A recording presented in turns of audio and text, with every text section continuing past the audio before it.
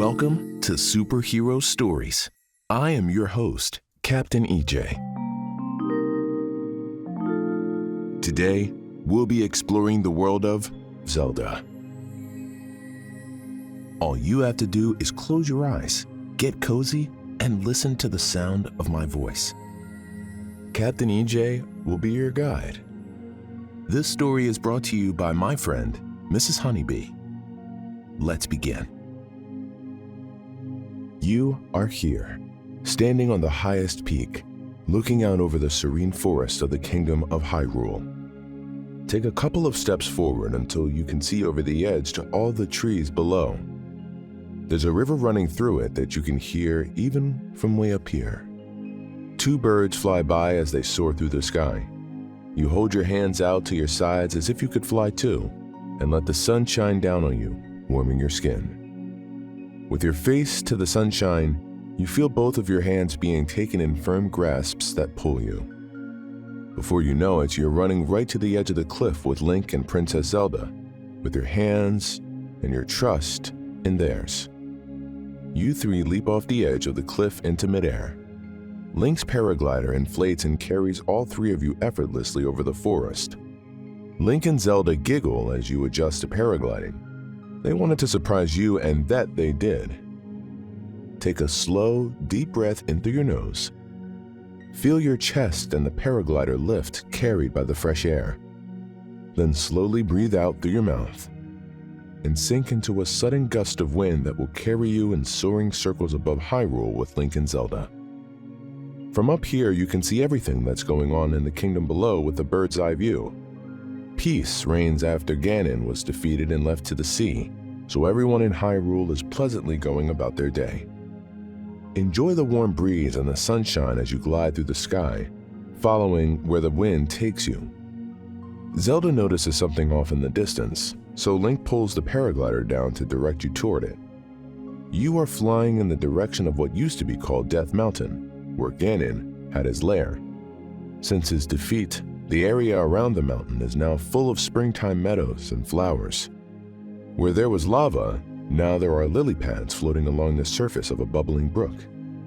You can hear it as Link dips the paraglider down for a gentle landing on the side of the mountain. Standing up tall on your feet, you and Link follow closely behind Zelda, who is walking up the mountain step by step. Right foot, left foot, right foot, left foot.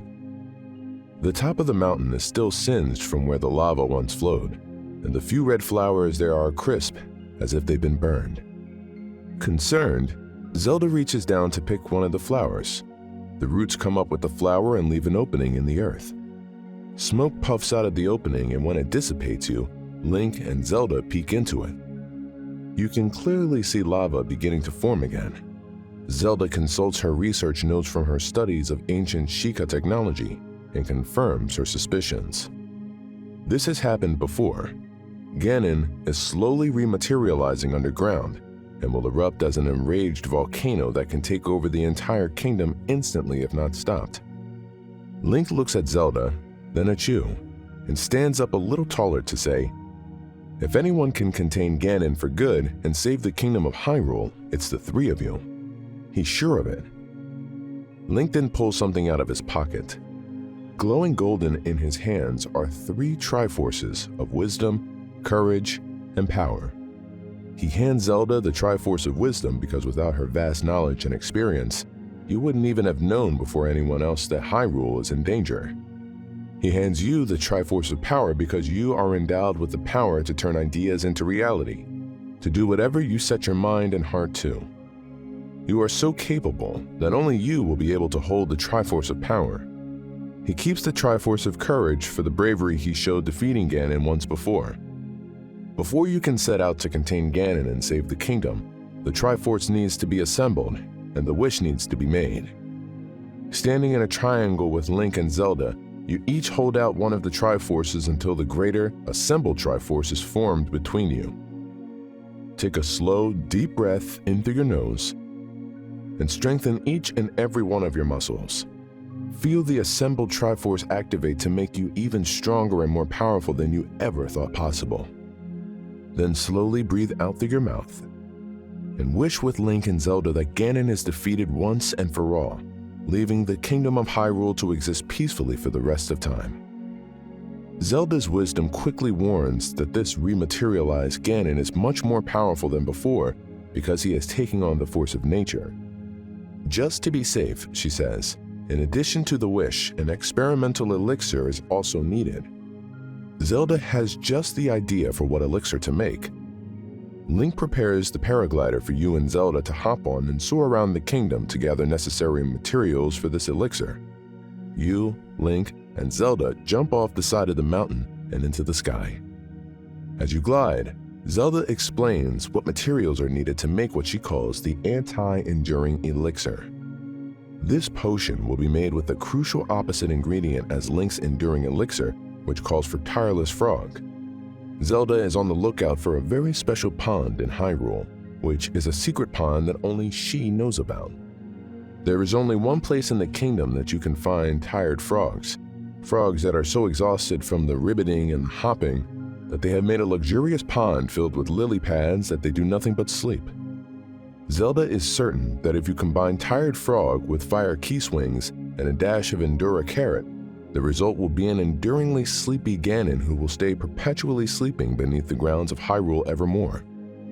Zelda spots the pond below your feet, and Link pulls the glider to land where each of you will grab one of the ingredients. Your feet sink into the marshy grass as you rush to gather the Endura carrot.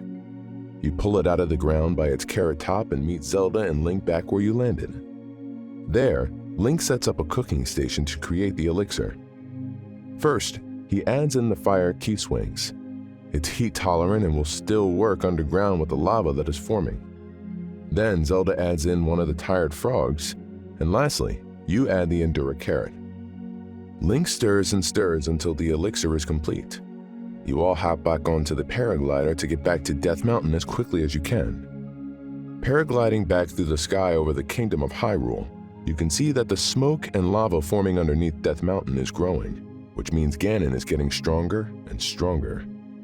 Behind you, there is a storm rolling in and lightning strikes on either side of you. That is Ganon enacting his rage in the form of storms. None of you expected Ganon to gain so much strength so quickly, so you need to improvise. Luckily, with Link's courage and your power, you will be able to do it. With one hand, Link holds on to the paraglider and pulls the Master Sword out with his other.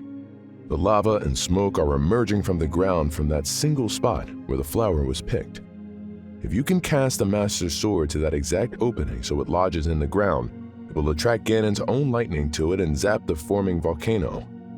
Zelda worries and wonders if that will just make Ganon more powerful. Link then explains that you will coat the anti-enduring elixir around the Master Sword, so when it's stuck in the opening and struck with lightning, it will spread instantly across the ground with the electrical shock and effectively administering the elixir to Ganon no matter where he attempts to rematerialize beneath the earth again. He will be too sleepy from the tired frog and never again muster the energy to torment the Kingdom of Hyrule. Now, it's time to act. Link hands you the Master Sword to carry out the last part of the plan, because you are the only one powerful enough with the Triforce of Power. With one hand on the paraglider, you take the Master Sword from him with the other and hold it in your firm grip. Then, with Link's help, you coat the sword with the elixir while Zelda navigates you to the best spot for you to throw the sword and land right in the opening. Hovering for as long as you can in the storm right in front of Death Mountain, you wait for the perfect moment. Take a slow, deep breath in through your nose as you pull back the sword for your most powerful throw. Focus your mind on your aim. Then slowly breathe out through your mouth and cast the Master Sword into the opening. It bursts through the air like an arrow and lodges perfectly on target just as lightning strikes. The metal of the sword causes shockwaves to tremble the ground of Hyrule. Then, suddenly, everything goes quiet. The smoke and the lava that was forming immediately dissipates. The storm clouds part to reveal warm, soft sunshine. Link lands the paraglider and you, Link and Zelda, walk slowly back up the mountain to investigate. Your wish has come true. Right next to where the Master Sword is lodged in the mountain, A new flower bud is sprouting. Zelda smiles and says the elixir and the plan worked. You saved Hyrule. Now you are sure of the power that lives within you. Good night. That concludes our story. I can't wait to see you again. Captain EJ, over and out.